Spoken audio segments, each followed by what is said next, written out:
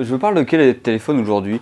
Je crois bien que je parle du A25. Souviens-toi, l'année dernière, je t'avais parlé du Samsung Galaxy A24. Un téléphone qui est bien sorti, mais qui n'est pas sorti en France. En tout cas, pas à ma connaissance. Mais du coup, cette année, je te parle du prochain A25. Allez, c'est parti!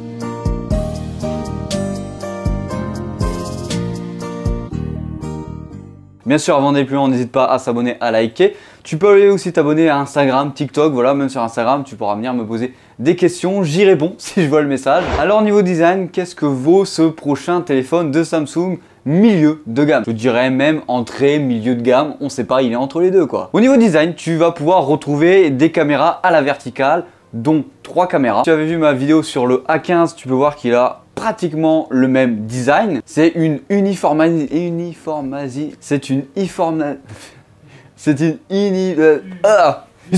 sont tous pareils en fait, ces téléphones. C'est tous les mêmes. C'est tous les mêmes, voilà. Tu pourras même retrouver à l'avant, non cette fois-ci un poinçon, mais simplement un U, une goutte d'eau tout simplement pour venir retrouver la caméra selfie. Par contre, sur la tranche droite du téléphone où tu vas pouvoir retrouver les boutons de volume et les boutons de power d'allumage, on peut voir qu'on a quelque chose qui est assez surélevé. En tout cas, ça c'est ce qu'on voit sur les concepts 3D des liqueurs actuellement. On connaît maintenant 3 couleurs du téléphone, une couleur noire, un bleu ciel et une couleur jaune. Alors tu peux voir que sur les 3 couleurs, on a des effets assez nacrés, donc avec des nuances de couleurs différentes selon la position du téléphone. Rappelle-toi sur GTA 5, quand tu nacrées ta magnifique Zentorno, c'est le même effet qu'on peut retrouver sur ces concepts. Au niveau de la fiche technique, on a aussi du très lourd. Tu vas pouvoir retrouver un processeur Exynos 1280 dans le téléphone et tu vas avoir des configurations jusqu'à 8 Go de RAM. Donc là-dessus, c'est vraiment très intéressant pour un téléphone entrée milieu de gamme.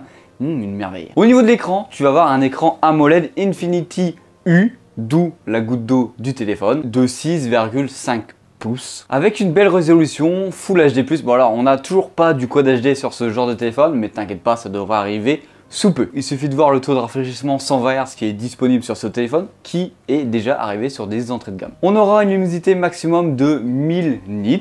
Maintenant, parlons de la photo, parce qu'on a 3 capteurs photo. On pourrait se demander à quoi servent les 3 capteurs photo, sachant qu'on ne va pas avoir de téléobjectif dans ce téléphone. Au niveau du capteur principal, on a un 50 mégapixels. Au niveau de l'ultra grand angle, on est sur un 8 mégapixels. Et comme troisième capteur, c'est comme le Samsung A15, on a un capteur macro dessus. Un capteur macro qui sert juste à uniformiser le téléphone. Au niveau de la caméra selfie, on est sur un 13 mégapixels. C'est légèrement mieux que ce qu'on pouvait retrouver sur le Samsung A24 de cette année. Niveau batterie, on est sur une grosse batterie de 5 mAh, donc ça va tenir facilement une journée avec ce téléphone et c'est ça qui est très intéressant. En plus de ça, tu as la recharge rapide de 25 watts de Samsung et tu vois un poids de téléphone qui est assez contenu. On se retrouve sur du 197 grammes. Les options en plus que Samsung va nous rajouter avec ce téléphone là qui sont très intéressantes, c'est la protection Samsung NOS. En plus de ça, dedans on a Samsung Pay, ce qui va te permettre de venir payer directement avec ton téléphone en NFC sur n'importe quel TPE. En plus de ça, on a jusqu'à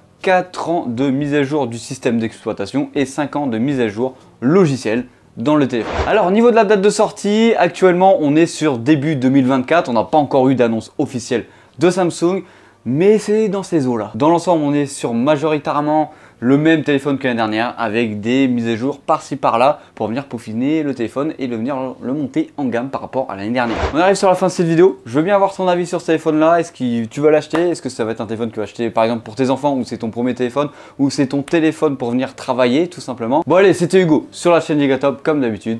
Bisous.